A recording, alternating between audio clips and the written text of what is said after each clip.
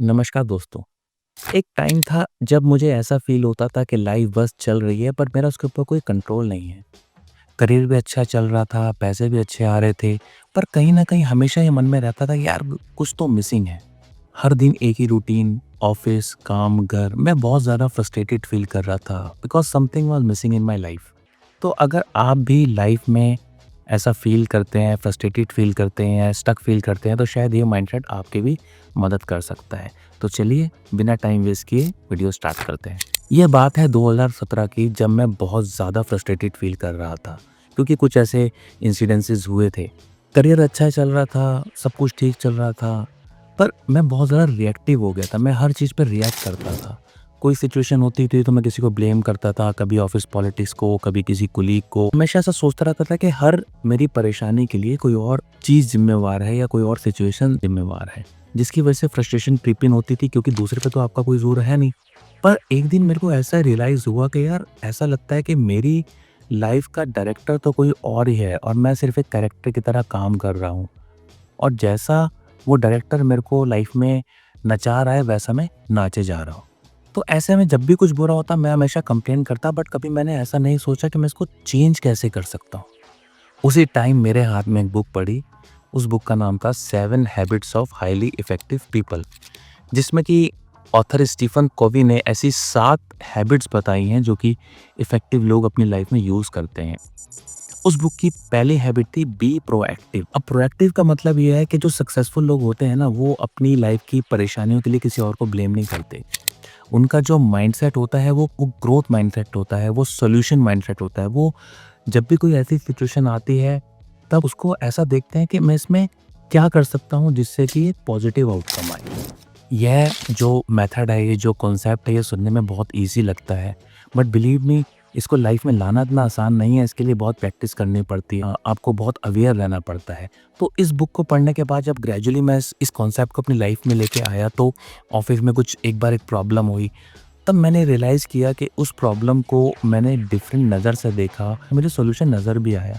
तो मुझे रियलाइज़ हुआ कि नहीं यार, ये जो प्रोएक्टिव अप्रोच है इसको लाइफ में लाने से बहुत बेनिफिट होता है। और जब मैंने इस तरह की अपनी थिंकिंग चेंज करी तो मेरे को लाइफ में फिर इस तरह की प्रॉब्लम्स में हमेशा सॉल्यूशंस नज़र आने लगे।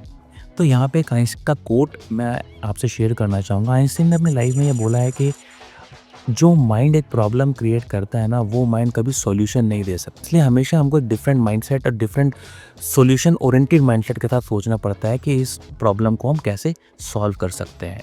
उस दिन मुझे यह समझ में आया कि लाइफ में सिर्फ सिचुएशंस पे रिएक्ट नहीं करना होता, बट उनके सॉल्यूशंस को निकालना होता है। हम अपनी हर प्रॉब्लम के लिए किसी और को ब्लेम नहीं कर सकते। Ultimately life is all about your choices. तो जिस दिन मैंने ये माइंडसेट अडॉप्ट किया ना, उसके बाद से मेरी लाइफ में बहुत पॉजिटिव चेंजेस आने स्टार्ट हो गए। अब मैं सिचुएशन को डिफरेंट तरीके से देखता था। अब मैं ये नहीं सोचता था कि ये चीज़ मेरे साथ क्यों हुई है। अब मैं ऐसा सोचता था कि मैं इस प्रॉब्लम का सॉल्यूशन कैसे निकाल सकता हूँ। और जो नेगेटिव फैक्टर्स होते हैं ना, नेगेटिव लोग, नेगेटिव एनवायरनमेंट, पहले मैं उससे बहुत ज़्यादा इम्पैक्टेड रहता था, बट मैंने अब उन नेगेटिव चीज़ों पे अपनी एनर्जी को वेस्ट करना छोड़ दिया था। तो हम इस तरह के माइंडसेट को अपनी लाइफ में कैसे ला सकते हैं, मैं आपको 3 स्टेप प्रोसेस बताता हूँ। फर्स्ट स्टेप, रिएक्ट मत करो, रिस्पॉन्ड करो। जब भी कोई सिचुएशन आपकी लाइफ में कोई प्रॉब्लम आती है तो उस पर रिएक्ट नहीं करना है। रिएक्शन में और रिस्पॉन्स में बहुत फ़र्क होता है। आपको समझना है कि वो प्रॉब्लम आ क्यों रही है और क्या रीज़न्स हैं जिसकी वजह से ये सिचुएशन सामने आई है। दूसरा स्टेप, ब्लेम मत करो, रिस्पॉन्सिबिलिटी लो। आप एक बात ध्यान रखना, लाइफ में आप किसी भी सिचुएशन के लिए जो आपके साथ आई है, आप किसी और को ब्लेम नहीं कर सकते। उसकी रिस्पॉन्सिबिलिटी आपको खुद लेनी पड़ेगी। तो उसका सेकंड स्टेप यही है कि आपको रिस्पॉन्सिबिलिटी लेने की है, this is my problem and I have to resolve it. Third step, problem मत देखो, सॉल्यूशन देखो। तो जब ये 2 स्टेप क्रॉस करने के बाद हमारा माइंडसेट ऐसा होता है, तो हम फिर सॉल्यूशन ओरिएंटेड अप्रोच की तरफ जाते हैं कि बॉस मेरे को ना इस प्रॉब्लम का सॉल्यूशन ढूँढना है, इसके बारे में मुझे रोना नहीं है, इसके बारे में मुझे कंप्लेंट नहीं करनी है। तो इस तरीके से इस 3 स्टेप प्रोसेस से जो मैंने 7 habits of highly effective people से समझी है, आप भी अपनी लाइफ में चेंजेस ला सकते हैं। इस बुक में एक और इंटरेस्टिंग कॉन्सेप्ट है जो मैं आपसे शेयर करना चाहता हूँ, जो कि इसी से रिलेटेड है। वो है circle of influence and circle of concern.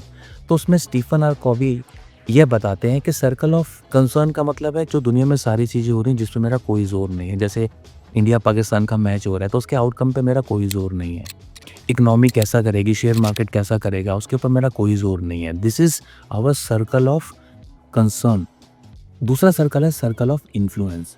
ये सर्कल थोड़ा छोटा है। ये वो सर्कल है जिन चीज़ों पर मेरा कंट्रोल है। जैसे कि मुझे आज कौन-सी ड्रेस पहननी है, मुझे आज किस रास्ते से अपने ऑफ़िस जाना है, मुझे एसआईपी में कितना पैसा डालना है, तो ये सारी चीज़ें मेरे कंट्रोल में हैं। तो ऑथर ये बोलते हैं 7 habits of highly effective people में कि आप अपना सर्कल ऑफ कंसर्न जो है ना, उसको मत देखिए, आप अपने सर्कल ऑफ इन्फ्लुएंस को बड़ा करने की कोशिश कीजिए। तो जैसे-जैसे आपका सर्कल ऑफ इन्फ्लुएंस बड़ा होता है, वैसे-वैसे आप लाइफ में ज़्यादा एम्पावर्ड होते हैं। तो लास्ट में मैं यही बोलूँगा कि अगर आप अपनी लाइफ में कंट्रोल लेना चाहते हैं, तो आप इस माइंडसेट को ज़रूर आज़मा कर देखिए। आई एम क्वाइट श्योर कि इससे आपको लाइफ में बहुत बेनिफिट होगा। और अगर आप भी लाइफ में इस तरह का कुछ फेज़ आपने फ़ील किया है तो कमेंट करके ज़रूर बताएँ कि आपने उस फेज़ में क्या किया था और उस फेज़ से आप बाहर कैसे निकले थे या आप उस फेज़ में फँस के रह गए थे। तो दोस्तों, अगर ये वीडियो आपको हेल्पफुल लगी तो इसको अपने फ्रेंड्स और फैमिली के साथ ज़रूर शेयर कीजिए। और अगर आपने चैनल को सब्सक्राइब नहीं किया है तो चैनल को सब्सक्राइब ज़रूर कीजिए।